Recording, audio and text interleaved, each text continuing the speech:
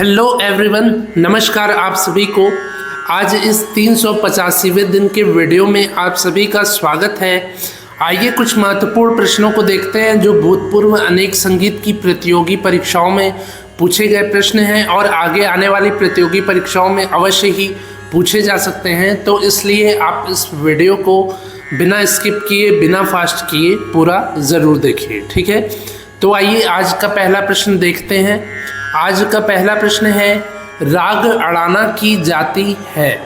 राग अड़ाना की जाति है षाडव संपूर्ण जाति, यानी कि आरोह में 6 और अवरोह में 7 स्वरों का प्रयोग होता है राग अड़ाना में।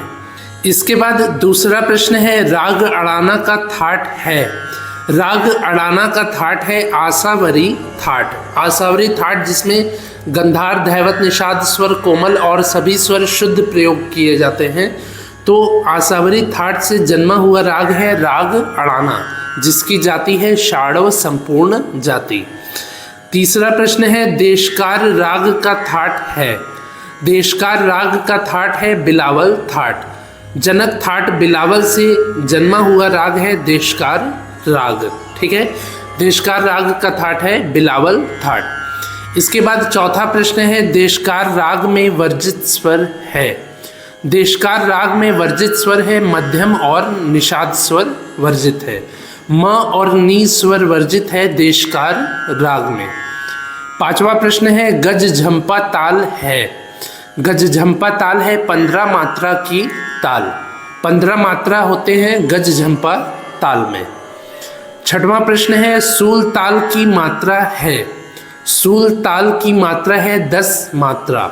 10 मात्रा की ताल है सूल ताल और 15 मात्रा की ताल है गज झंपा ताल। सातवां प्रश्न है, चौपल्ली का संबंध है। चौपल्ली का संबंध है ताल से, ठीक है। तालों से चौपल्ली का जो है संबंध होता है। आठवां प्रश्न है, तिहाई के प्रकार है। तिहाई के प्रकार हैं 2 प्रकार, एक होता है दमदार तिहाई और दूसरा है बेदमदार तिहाई। दमदार तिहाई और बेदमदार तिहाई, ये तिहाई के 2 प्रकार होते हैं। 9वां प्रश्न है, द्रुत का चिन्ह है। द्रुत का चिन्ह है 0। 0 के द्वारा द्रुत के चिन्ह को दर्शाया जाता है। 10वां प्रश्न है, अड़ु द्रुत का चिन्ह है। द्रुत का चिन्ह 0 है तो अड़ु द्रुत में ऊपर से थोड़ा सा अंग काट देते हैं तो ये यू के आकार का बन जाता है। तो अड़ु द्रुत का चिन्ह है यू, ठीक है। अंग्रेजी के कैपिटल लेटर यू के अक्षर का अड़ु द्रुत का चिन्ह होता है और द्रुत का चिन्ह होता है 0। इसके बाद 11वां प्रश्न है, 16 मात्रा की ताल है। 16 मात्रा की ताल है 3 ताल। 3 ताल के बोल हैं धा दिन दिंदा, धा दिन दिंदा, धा तिन तिनता, ता दिन दिंदा, ठीक है। तो ये 16 मात्रा की ताल है 3 ताल और इसके अलावा पंजाबी ताल, अद्धा ताल, ये भी ताल 16 मात्रा की तालें हैं।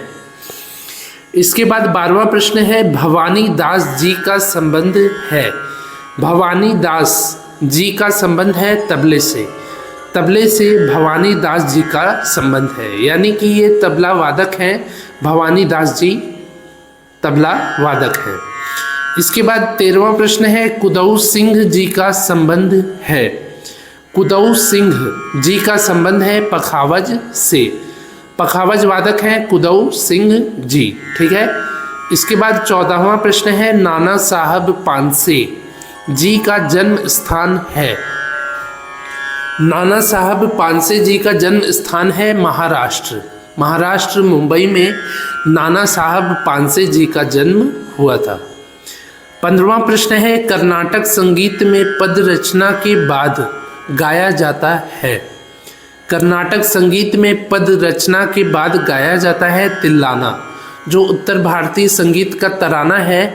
इसके समान ही दक्षिण भारतीय संगीत में तिल्लाना है। तो तिल्लाना को गाया जाता है दक्षिण भारतीय संगीत में, यानी कि कर्नाटक संगीत में पद रचना के बाद, ठीक है। इसके बाद 16वां प्रश्न है, सितार का प्रथम तार होता है। सितार का प्रथम तार होता है नायकी का तार या बाज का तार। इसको बाज का तार कहते हैं मुख्य रूप से और इसको नायकी का तार भी कह सकते हैं। नायकी यानी कि नायक कह सकते हैं, जो मुख्य किरदार निभाता है। तो सितार में जो है सबसे ज़्यादा प्रयोग किया जाता है बाज के तार का, और उसके बाद प्रयोग किया जाता है चिकारी के तार का। ठीक है, तो जो बाज का तार है ये मुख्य तार होता है, इसलिए इसको नायकी का तार भी कहते हैं। 17वां प्रश्न है गुरु का मान है। गुरु का मान है 8। 8 मान होता है गुरु का। 18वां प्रश्न है प्लुत का मान है। प्लुत का मान है 12। 12 मान होता है, यानी कि 12 मान होता है प्लुत का, और गुरु का मान होता है 8। 19वां प्रश्न है ऋतुकालीन राग है। ऋतुकालीन राग है मेघ राग, यानी कि इस राग को, मेघ राग को, किसी एक निश्चित ऋतु में, मौसम में ही गाया जाता है, और ये ऋतु है वर्षा ऋतु। वर्षा ऋतु में ही मेघ राग को गाया जाता है, इसलिए इसको ऋतुकालीन राग भी कहते हैं। ठीक है, इसके बाद 20वां प्रश्न है विवादी स्वर को कहा गया है। विवादी स्वर को शत्रु स्वर भी कहा गया है।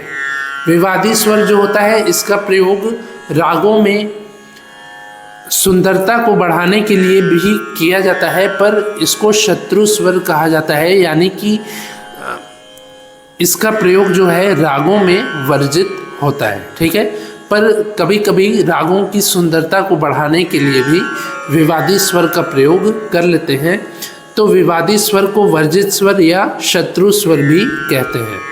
तो ये हो गए आज के 20 महत्वपूर्ण प्रश्न। मुझे उम्मीद है कि आपको ये प्रश्न अच्छे से समझ में आए होंगे।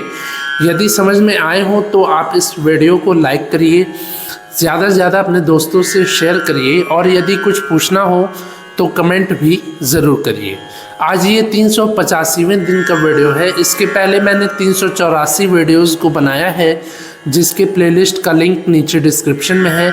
यदि आपने अभी तक उन महत्वपूर्ण वीडियोस को नहीं देखा है तो अवश्य ही देख लीजिए, जिससे कि आपके आने वाले प्रतियोगी परीक्षाओं की और भी बेहतर तैयारी हो पाए। ठीक है, तो मिलते हैं ऐसे ही अगले 386वें दिन के वीडियो में। तब तक के लिए नमस्कार, धन्यवाद।